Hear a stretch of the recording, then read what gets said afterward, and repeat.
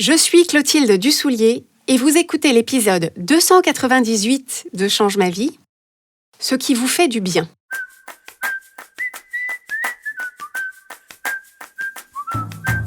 Bienvenue sur Change ma vie, outils pour l'esprit. Je suis Clotilde Dussoulier, je suis entrepreneur et master coach certifié et sur ce podcast, je vous livre chaque semaine des outils précis et concrets pour comprendre les mécanismes de votre cerveau et de vos émotions et construire exactement la vie à laquelle vous aspirez. Dans l'épisode d'aujourd'hui, on va parler de quelque chose de fondamental et qui pourtant échappe à beaucoup de gens, et c'est votre capacité à savoir ce qui vous fait du bien et à le mettre en place quand vous en avez besoin. Alors pourquoi est-ce que je vous parle de ça ? Je vous parle de ça parce que j'ai pu constater, dans mon expérience personnelle, dans mes échanges de coaching et aussi dans mon expérience de parent, que ce n'est pas quand ça ne va pas qu'on sait le mieux ce qui nous ferait du bien. Et la conséquence, c'est qu'on a beaucoup de mal à s'apporter ce qui nous ferait du bien au moment où on en aurait justement le plus besoin. Alors pour illustrer ça, je vais vous donner un exemple tiré de ma vie de parent et qui fera sans doute écho pour vous si vous côtoyez vous aussi des enfants. J'ai un de mes fils qui ne dort pas énormément. Il est assez matinal et même quand on s'est couché tard ou qu'il s'est endormi tard pour une raison ou pour une autre, il se lève quand même assez tôt. Et donc au moment où il se lève tôt, malgré nos efforts pour l'encourager à se recoucher et à se rendormir, il n'a pas du tout envie de faire ça. Il veut se lever, il a 1000 trucs qu'il a envie de faire. Mais le résultat, c'est que ensuite, toute la journée, très simplement, il n'a pas assez dormi, donc il est fatigué. Et bien sûr, comme pour n'importe quel être humain, et surtout un enfant humain, quand il n'a pas assez dormi, quand il est fatigué, tout est plus compliqué, il est plus irritable, il est plus facilement découragé ou déçu, bref, il ne se sent pas bien, ni physiquement, ni émotionnellement. Et donc nous, de notre situation de parents, on voit bien que sa fatigue impacte directement sa journée, alors impacte également la nôtre indirectement, et de l'extérieur, la solution est évidente. Ce qui ferait du bien à cet enfant, c'est de se reposer et par exemple de faire une sieste en milieu de journée. Mais ce qui est fascinant, c'est que lui n'est pas du tout d'accord avec nous. La sieste, ça ne l'intéresse pas, il s'ennuie, il se sent seul, c'est du temps qui ne passe pas à jouer, et donc là aussi, résistance. Et pourtant, c'est absolument sûr et certain que ça lui ferait du bien. Et ça se vérifie les jours où on arrive à le convaincre, de faire une sieste, mais ça ne change rien ensuite à sa vision des choses. Un autre jour où il est fatigué, il n'arrive toujours pas à voir que ce qui lui ferait du bien, c'est de dormir un peu, ou tout au moins de se reposer. Alors bien sûr, il est encore très jeune, et on peut supposer qu'au fur et à mesure, il finira par associer ce ressenti de fatigue à la solution qu'on peut mettre en face, qui est la sieste. Mais c'est pas si sûr parce que je constate qu'on est nombreux et nombreuses à l'âge adulte à avoir cette même déconnexion de nous-mêmes dans les moments où ça ne va pas, cette même difficulté à savoir ce qui nous ferait du bien et donc cette même difficulté à se l'apporter pour adoucir notre difficulté et nous sentir mieux. Alors, quand je parle de moments où ça ne va pas, je parle des moments où on se sent dans une énergie basse, que ce soit physiquement ou émotionnellement. Donc, ça peut être les moments où on est en manque de sommeil, les moments où notre alimentation, notre niveau d'activité physique, notre degré de santé ou de forme ne sont pas optimaux, et donc on le ressent dans notre corps. Ça peut être aussi les moments où on se sent découragé par rapport à une situation qu'on rencontre dans notre vie. Ça peut être les moments où on s'ennuie, les moments où on n'a plus envie de rien, les moments où on se sent seul, ou au contraire sursollicité, les moments où on est triste, les moments où on en a marre de tout, les moments où on voit tout en gris foncé, etc., etc. Comme l'expérience humaine est faite de haut et de bas, on a une variété infinie de tonalités de haut, mais aussi une variété infinie de tonalités de bas. Alors, vous le savez, je vous le répète régulièrement sur Change ma vie, ce n'est pas un problème en soi de vivre les bas, ça fait partie de l'expérience physique et émotionnelle contrastée de l'être humain.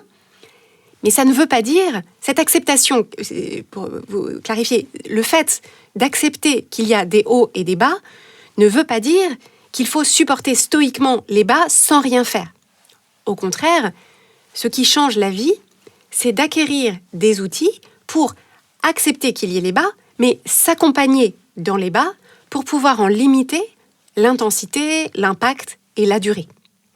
Pour bien montrer cette distinction, c'est la différence entre accepter que c'est normal qu'un enfant pleure, donc ça c'est la partie acceptation, mais se dire comme c'est normal, on peut le laisser pleurer dans son coin. Ce que moi je suggère, c'est accepter que c'est normal qu'un enfant pleure et se dire qu'on peut le réconforter quand il pleure pour adoucir sa peine et lui montrer qu'il n'est pas seul dans sa peine.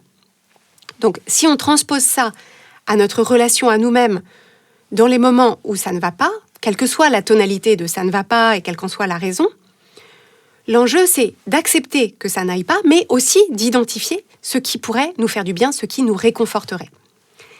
Et comme je le disais, il est fréquent de ne pas arriver à savoir dans l'instant ce dont on a besoin et ce qui nous ferait du bien. Pour vous aider à bien comprendre ça, j'ai envie de vous donner 2 raisons qui peuvent expliquer ça. La première raison, c'est que dans ces moments-là, dans les moments où ça ne va pas, on est justement dans une énergie physique ou émotionnelle basse, ce qui signifie que nos capacités de réflexion, notre capacité à prendre du recul sur ce qui ne va pas et donc à puiser dans nos ressources, ces capacités-là sont limitées. En fait, pour prendre une image, quand on est au fond du puits, en fait, on a beaucoup de mal à se jeter une corde à nous-mêmes pour en sortir.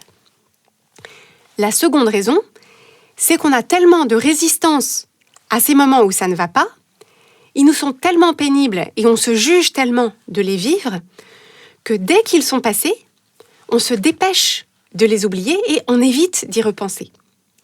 Mais en réalité, si on se dépêche de passer à autre chose, en fait, on n'apprend rien de ces moments-là. On n'apprend pas ce qui nous a conduit ou conduite à ces difficultés et on n'apprend pas non plus ce qui nous a aidés à les dépasser. Et on se prive d'apprendre ce qui nous a fait du bien quand on en avait besoin.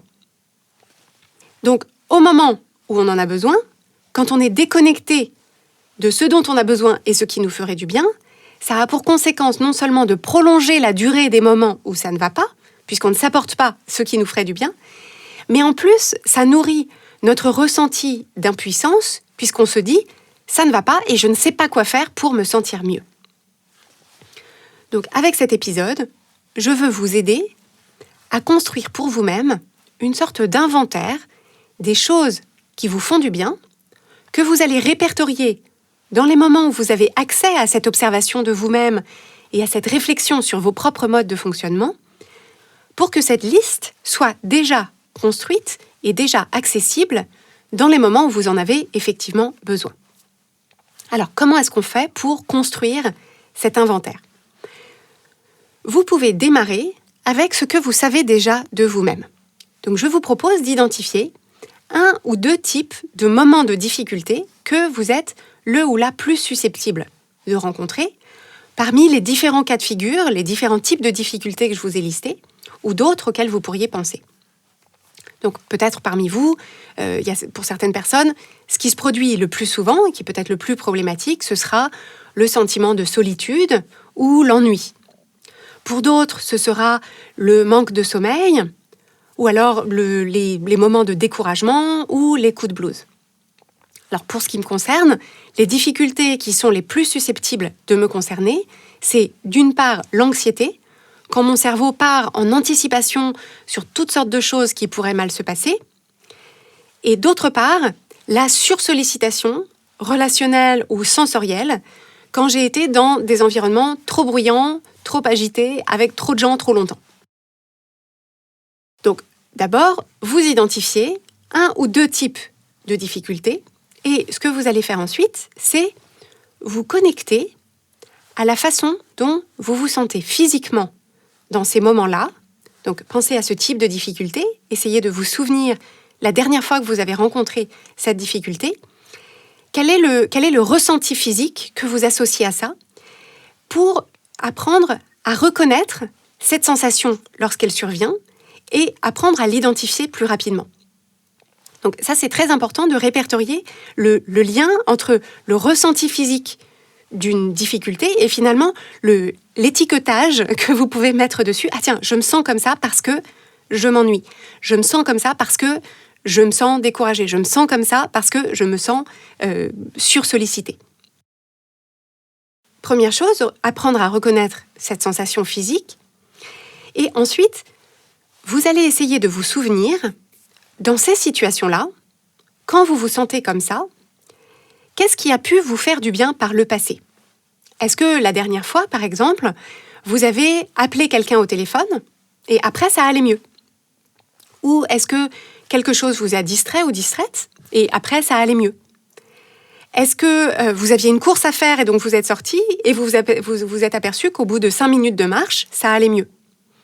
Est-ce que vous avez pensé à écrire dans votre carnet, à faire un moment de méditation, à faire un moment de tapping, donc cette technique de libération émotionnelle dont je parle dans un épisode de Change ma vie, et après, ça allait mieux. Donc, repartez dans le passé et remarquez empiriquement quelques pistes qui ont pu marcher pour vous à ces moments-là, pour nourrir votre bibliothèque de choses qui vous font du bien, pour les avoir à portée de main à partir de maintenant, quand vous reconnaissez ce ressenti.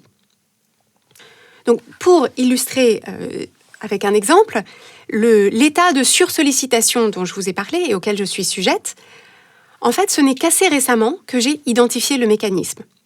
Avant ça, je n'avais pas réellement repéré le lien entre ces situations et la façon dont je me sentais parfois.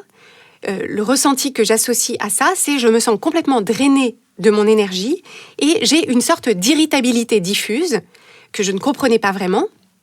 Et cette irritabilité diffuse pouvait me conduire à être assez désagréable. Et ensuite, le deuxième étage du bus, c'est que je m'en voulais d'avoir été désagréable parce que je ne comprenais pas pourquoi je me sentais irritable. Les gens autour de moi n'avaient rien fait de spécial, mais donc voilà, je culpabilisais d'avoir été désagréable. En observant mieux ce qui se passait dans ces moments-là, en fait, j'ai pu m'apercevoir que ce ressenti se manifestait systématiquement après avoir eu, par exemple, des invités toute une après-midi à la maison, ou après une journée entière à faire des choses avec mes enfants où il avait fallu régler des disputes, gérer mon fils qui n'avait pas assez bien dormi, etc. Ou après une semaine où j'ai eu beaucoup de réunions, de rendez-vous, de liens avec le monde extérieur ou avec les autres.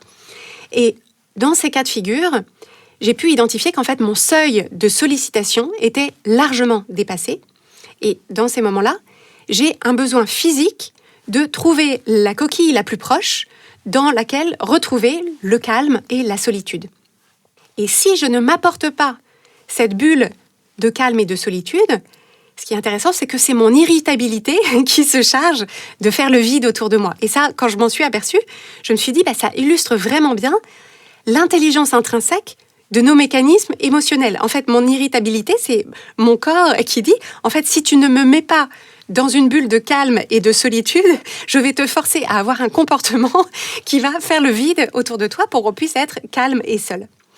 Donc, c'est vraiment précieux pour moi d'avoir compris ça, parce que maintenant, je repère le ressenti bien plus rapidement, je décode ce que ce ressenti veut réellement dire, et au lieu de me laisser tremper dans cet inconfort et au risque d'envoyer bouler des gens qui n'ont rien fait de spécial pour créer ce ressenti, eh bien, je suis en mesure de m'apporter ce qui me fait du bien et ce dont j'ai besoin à ce moment-là, qui est du calme et de la solitude. Je me souviens, par exemple, l'été dernier, on avait reçu dans notre maison de location des amis qui étaient de passage dans notre coin toute une après-midi. Donc, il y avait du monde, il y avait des enfants partout, il y avait des restes de trucs, de repas, il y en avait partout, il y avait du monde, il y avait des cris, il y avait des conversations, de l'agitation, etc. Et à un moment, j'ai senti mes voyants passer à l'orange bien mûr. Et donc, ce que j'ai fait, c'est que je suis allée me réfugier dans la buanderie. J'en ai profité pour plier le linge, j'ai écouté un podcast, j'ai respiré un peu, j'ai ri avec moi-même de ce besoin de me cacher dans la buanderie de mes propres invités. Et au bout d'un petit moment, j'ai pu 10 minutes, un quart d'heure, je suis ressortie et je me sentais beaucoup mieux. Et donc, savoir ça de moi me permet aussi de communiquer avec mon entourage. Dans les moments où je commence à me sentir comme ça, je peux dire très simplement à mes enfants ou à mon mari, c'est pas vous, c'est moi, j'ai juste besoin d'un petit moment pour recharger mes batteries. Et donc, je vais par exemple lire 10 minutes dans la chambre, porte fermée, et je reviens après en étant à nouveau disponible. Ça marche bien, j'ai pas besoin d'être désagréable, personne ne le prend personnellement. Et je pense que ça envoie aussi un message important à mes enfants, ça les autorise à honorer leur propre mode de fonctionnement. D'ailleurs, un de mes enfants a un petit peu le même sur la sursollicitation et le besoin d'avoir sa bulle. Et donc, ça les autorise à s'apporter, eux, ce dont ils ont le plus besoin au moment où ils en ont besoin. Donc ça, c'est le premier moyen que je vous confie, de constituer cet inventaire de ce qui vous fait du bien. Recherchez dans vos expériences passées ce qui a pu vous aider à traverser plus confortablement ou plus rapidement certains moments de difficulté. Le second moyen, c'est d'observer dans votre vie quotidienne le plaisir et la connexion à vous-même ou aux autres que certaines activités vous apportent. Donc pour certaines personnes, ce plaisir et cette connexion à elles-mêmes et ou aux autres, elles peuvent le trouver dans le sport, dans le mouvement, comme par exemple marcher ou danser. Ça peut être le repos, une sieste par exemple, même s'il s'agit de fermer les yeux 5 minutes. Ça peut être aussi la lecture, l'écriture, ça peut être une activité artistique ou manuelle. Pour beaucoup de gens, écouter de la musique, ça leur apporte ce plaisir et cette connexion à elles-mêmes, à leur corps, à cette sensorialité. Il y a la vibration de la musique qui a un vrai effet de plaisir et de connexion pour le corps. Ça peut être aussi le jeu. Donc ça peut être des jeux qu'on fait seul ou des jeux avec d'autres personnes. Ça peut être aussi la connexion ou le jeu avec un animal familier. Ça peut être source de plaisir et de connexion à soi-même et, alors pas aux autres, mais à un autre être vivant. Et là où cet exercice est intéressant, c'est que ces activités-là ne sont pas nécessairement celles auxquelles vous penseriez au moment où ça ne va pas, parce qu'au moment où ça ne va pas, ces activités-là ne vous paraissent pas forcément être une réponse directe à l'inconfort que vous traversez. Pourtant, si vous en avez la ressource dans l'instant, c'est une bonne idée d'avoir ce type d'activité dans votre inventaire de ce qui vous fait du bien et de penser à vous en offrir une, parce que vous savez que par le plaisir et la connexion qu'elles vous apportent, elles vous permettront de vous sentir mieux. Donc pour vous donner un autre exemple issu de ma propre expérience, j'ai remarqué, en faisant cet exercice pour moi-même, que cuisiner m'apporte beaucoup de plaisir et de connexion à moi-même et aux autres. Alors, je n'ai pas remarqué récemment que cuisiner m'apportait beaucoup de plaisir. Ça a été mon métier pendant 15 ans, donc je sais que j'aime ça. Mais je me suis aperçue que ça faisait partie des activités qui, au-delà d'avoir été mon métier pendant longtemps et d'être une activité que j'aime bien, c'est une activité qui joue ce rôle pour moi parce que ça mobilise tous mes sens. Ça me permet d'être présente et engagée dans quelque chose de simple qui est juste devant moi. Et comme je valorise beaucoup le fait de me nourrir et de nourrir ma famille ou les gens que j'aime avec des choses fraîches, simples et bonnes, et qu'en plus c'est une activité que je sais bien faire, puisque, encore une fois, ça a été longtemps mon métier, c'est une activité qui m'apporte un grand sentiment de plénitude, de présence et de satisfaction. Mais ce qui est intéressant, c'est que dans les moments où je suis, par exemple, anxieuse, ou quand j'ai un coup de blues, ou quand je suis contrariée, je ne penserai pas spontanément à cuisiner, parce que dans l'instant, ça ne me semble pas être une réponse directe à mon anxiété, à mon coup de blues ou à ma contrariété. Mais comme j'ai répertorié cette activité de cuisiner comme quelque chose qui me fait du bien, j'arrive maintenant à me dire, quand ça ne va pas très bien, je me dis, prépare un truc pour le dîner, et tu verras, ça te fera du bien.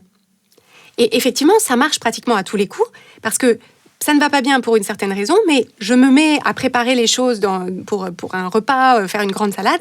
Ça me sort de ma tête, ça me reconnecte à quelque chose de frais, simple, bon, satisfaisant, et ça me redonne de l'énergie.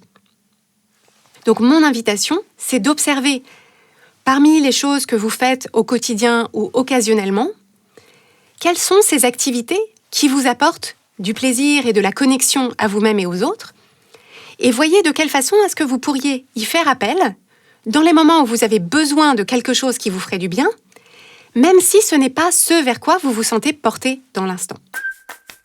je voudrais vous apporter à ce sujet une mise en garde. C'est que quand je parle des choses qui vous font du bien, il faut quand même regarder dans le détail et vérifier que vous choisissez des activités qui vous font réellement du bien sur le long terme et pas des activités qui vous donnent l'illusion de vous faire du bien à court terme, mais qui ont un effet jokari qui vous revient dans la figure juste après. On peut reprendre, pour illustrer ça, l'exemple de mon fils, c'est quand il est fatigué, comme beaucoup d'êtres humains, il est très attiré par l'idée de manger un truc sucré. Donc on le comprend complètement. Un organisme humain qui ressent ce manque d'énergie recherche cette énergie de la façon la plus condensée et la plus efficiente possible. Et donc, dans l'instant, c'est effectivement très tentant pour une partie du fonctionnement de cet être humain de se dire « Ok, on va manger des gâteaux ».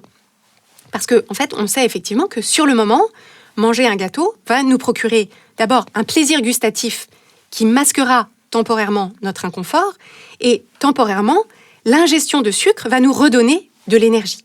Donc, encore une fois, intelligence intrinsèque du fonctionnement humain, mais ce qui est important à savoir, c'est que ce qu'on a dit, et je l'ai dit 2 fois, c'est que le mot-clé, c'est temporairement. En réalité, manger du sucre quand ça ne va pas, c'est une fausse bonne idée, parce que l'impression que ça fait du bien ne dure que très peu de temps, et on sait qu'il y aura un retour de bâton juste après, c'est-à-dire que après avoir mangé un truc sucré, pour beaucoup d'entre nous, et je gage que les personnes qui ne le remarquent pas, peut-être en étant plus attentifs ou attentives, le remarqueraient aussi, après avoir mangé un truc sucré, on se sent, au bout d'un petit moment, encore moins bien physiquement, encore plus irritable ou encore plus déprimé, surtout quand on était déjà fatigué et en énergie basse au départ. Et donc, on observe le même phénomène avec d'autres activités dans lesquelles on peut être tenté de chercher un réconfort temporaire. Donc, il y a manger sans avoir faim, comme on vient de l'évoquer, mais il y a aussi boire de l'alcool, s'oublier dans le scroll infini des réseaux sociaux ou le swipe infini des applis de rencontres. On peut retrouver le même phénomène avec enchaîner les épisodes de séries jusque tard dans la nuit, se faire aspirer pendant des heures par un jeu vidéo dont on ressort les yeux comme dans les dessins animés avec des espèces de spirales d'hypnose. Donc, toutes ces activités peuvent effectivement, dans l'instant, nous apporter un moment de répit et une impression que ça va mieux. Le problème, c'est que c'est un mieux qui est artificiel. En réalité, quand on fait ces choses-là, on se sent mieux parce qu'on s'est déconnecté de soi. On se sent mieux parce qu'on a anesthésié temporairement ce qui n'allait pas, mais en réalité, on ne l'a ni adouci, ni soigné, ni résolu. Et lorsque l'anesthésion se dissipe, comme après une intervention dentaire, quand on a fini le sachet de M&M's, quand les effets du cocktail s'estompent et quand on se déscotche de TikTok ou de Selling Sunset pour essayer de s'endormir, on se retrouve exactement à la case départ, voire un peu plus en arrière, parce qu'en plus, on se sent écœuré d'avoir trop mangé, trop bu, trop scrollé, trop veillé. Je vous propose donc de prêter attention à cette nuance. Lorsque vous ferez cet inventaire des choses qui vous font du bien et que vous pouvez invoquer lorsque vous avez besoin de réconfort, dans le cahier des charges que j'ai donné tout à l'heure pour faire l'inventaire de ces activités, vous remarquerez que j'ai parlé des activités qui vous apportent une forme de plaisir, oui, mais aussi des activités qui vous connectent à vous-même et ou aux autres, idéalement de façon durable dans le temps. Et si vous voulez une façon simple d'évaluer une activité à laquelle vous pensez, vous pouvez vous poser la question, est-ce que quand je fais cette activité, est-ce que je me sens mieux non seulement pendant, mais aussi après et durablement? Est-ce que c'est une activité qui, si je m'y adonnais tous les jours, de façon régulière, est-ce que ça créerait de bonnes choses dans ma vie?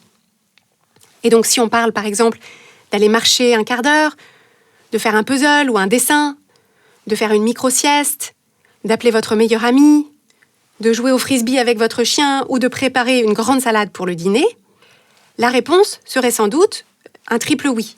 Oui, ça fait du bien pendant. Oui, on se sent bien après. Et oui, on peut imaginer sans peine que si vous peuplez votre quotidien de ces activités, ça vous ferait une vie très chouette. Je vous laisse donc sur ce beau projet à la découverte de vous-même et de ce qui vous fait du bien quand ça ne va pas.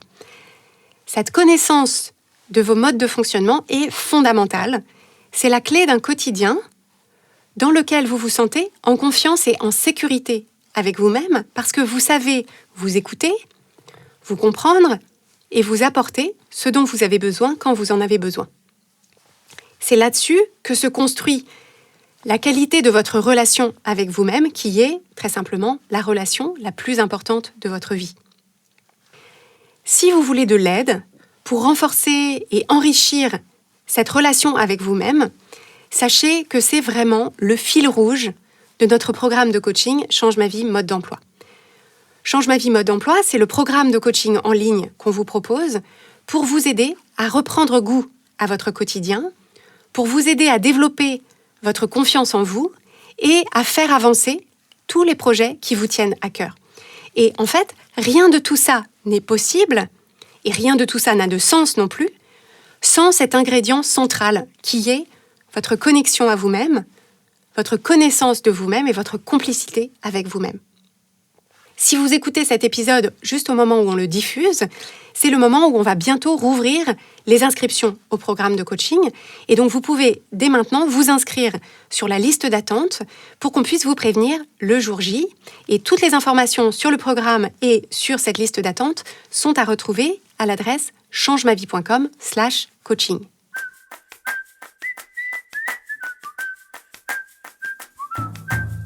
Si vous aimez Change ma vie, vous allez adorer Change ma vie mode d'emploi.